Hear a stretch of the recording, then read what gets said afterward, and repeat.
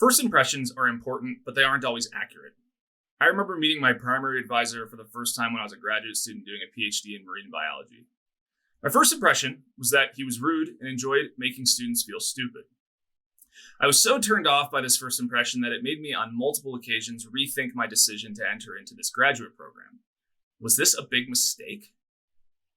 Fortunately, as time went on and I got to know him better, I realized that I had misinterpreted his intentions altogether.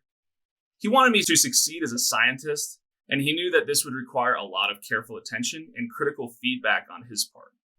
He knew that for me to reach my goals, I needed someone who was willing to take the time to think deeply about my ideas, the good parts and the parts that lacked clear, logical motivation. Ironically, I ended up truly valuing even the harshest of criticisms from my advisor, and a big part of this came from my understanding that his feedback came from a place of love.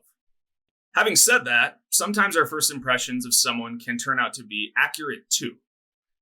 As an early college student, I met a professor who I thought was as magnetic as he was inspiring.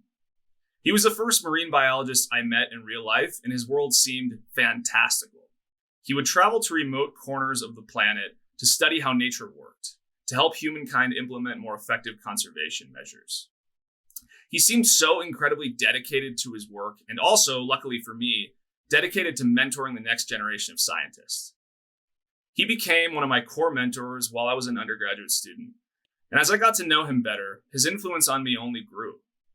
It was his enthusiasm and genuine love for the process of scientific discovery that was a major motivator for me to pursue a similar career path.